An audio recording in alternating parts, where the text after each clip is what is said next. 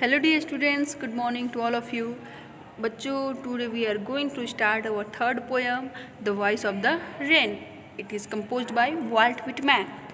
बच्चों, अपने स्टेंजा को पढ़ने से पहले हम इसकी समरी पढ़ेंगे जो हमें स्टेंजा को समझने में बहुत ही आसानी होगी, उसको हम बहुत आसानी से समझ सकते हैं। आइए हम स्टार्ट करते हैं the summary of the poem the voice of the rain. बच्चों, इस पोएम में जो कवि हैं वाल्ट विटमैन, वो वर्षा की फुहार से बातें कर रहे हैं और वर्षा उत्तर दे रही है, ठीक है। और ये वर्षा तेज़ी से बरसने वाली वर्षा नहीं है, धीमे धीमे वर्षा है। तो देखिए क्या कह रहे हैं। In this poem the poet ask the soft falling rain drop. Soft falling मतलब जो धीमी धीमी वर्षा होती है, वर्षा की फुहार होती है, उससे प्रश्न पूछ रहे हैं हु सीज, कि वह कौन है। It is strange that the rain answers. यह विचित्र बात है कि वर्षा ने उत्तर दिया, calling itself the poem of the अर्थ। और उस वर्षा ने जब उत्तर दिया तो कहा, क्या कही, कि वह इस अर्थ की कविता है।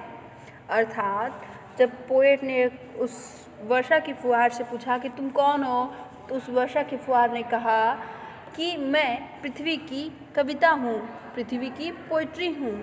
The rain says that she cannot be touched and rises up in the form of vapor. Vapor मतलब वाष्प, भाप जिसे कहते हैं आप, वाष्प आउट ऑफ द लैंड। देखिए यहाँ पे साइंस वाली बात आ जाती है कि ये साइंस में आपने पढ़ाई होगी वर्षा कैसे बनती है, वर्षा की विधि कैसे आती है। वर्षा की जल लैंड और समुद्र, देखिए लैंड और समुद्र के पानी से उठती रहती है और जिसे कोई देख नहीं पाता ना।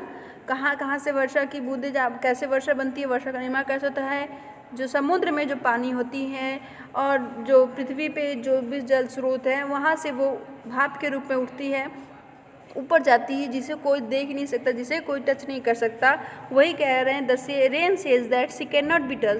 वो छू ही नहीं जा सकती है एंड अर्थात उसे कोई छू नहीं सकता है। जब वह ज़मीन, लैंड और गहरी समुद्र से वो जब ऊपर भाप के रूप में उड़ती है and floats up to heaven, और आकाश की तरफ उड़ती है। वही कह रहे हैं जब समुद्र जल से, समुद्र की गहराइयों से वर्षा भाप के रूप में उठती है और जिसे कोई छू नहीं सकता है, और उठकर कहाँ जाती है, ऊपर आसमान में वो चली जाती है।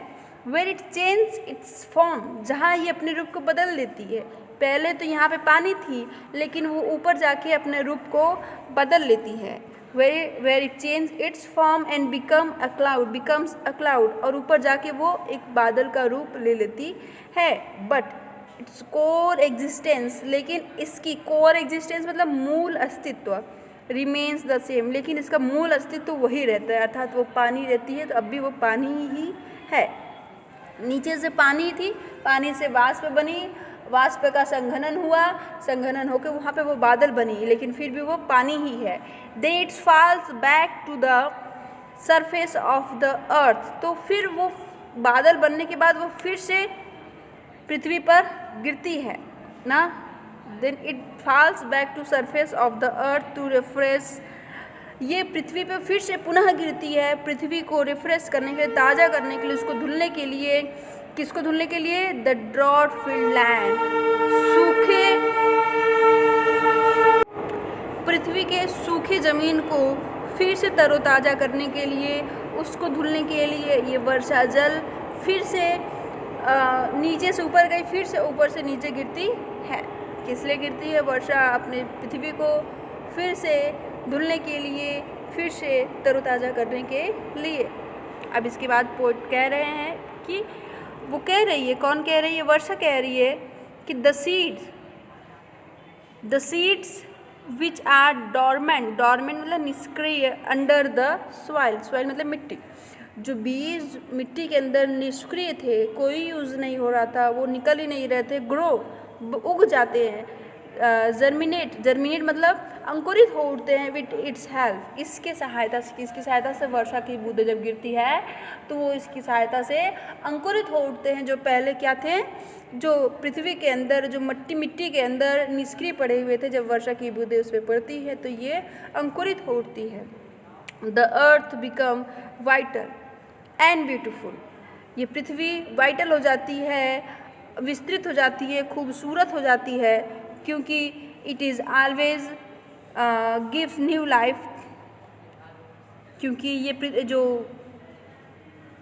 ये जो वर्षा है ये इसको हमेशा gives new life to earth, ये हमेशा पृथ्वी को नया जीवन देती है। वर्षा पृथ्वी को हमेशा नया जीवन देती है। When it return to its origin, जब पुनः अपने ओरिजिन पर आती। ओरिजिन क्यों? क्योंकि ये मदर अर्थ पे ही बनी थी, मदर अर्थ से उठकर गई थी, फिर अपने मदर अर्थ में ही मिल जाती है। तो वही कहना है, जब पुनः अपने मदर अर्थ में मिलती है तो अपने मदर अर्थ को एक नया जीवन दे देती है। It makes the earth clean, ये अर्थ को क्लीन करती है, साफ करती है। It makes the earth clean and green, ये पृथ्वी को स्वच्छ और ग्रीन कर देती है, हरी भरी साफ सुथरी कर देती है। कौन? वर्षा। The poet says that the rain return to its birth place, poet कहते हैं कि जो रेन होती है वो अपने बर्थ प्लेस अर्थात अर्थ पर आती है। क्यों आती है? मेकिंग कंप्लीट इट्स साइकिल, अपने इस चक्र को पूरा करने के लिए आती है। ये चक्र क्या है? पहले पानी थी, पानी से फिर भाप बनी, भाप से फिर बादल बनी, बादल से फिर पानी बन गई। इस साइकिल को पूरा करने के लिए वर्षा ज़मीन पर आती है। राइटर पोएट कह रहे हैं it does not care whether, ये साइकिल चलता रहता है, चाहे कोई भी व्यक्ति ध्यान दे या ना दे। पे हीट मतलब ध्यान देना या ना दे। कह रहे ये साइकिल, ये वर्षा की साइकिल हमेशा चलती रहती है, चाहे कोई व्यक्ति ध्यान दे या ना दे। Rain continuously does her own work, जो वर्षा है वो लगातार अपने काम को करती रहती है। आई होप आपको ये समरी समझ में आया होगा। अगली वीडियो में हम आपका स्टैंजाज देखेंगे। Thank you.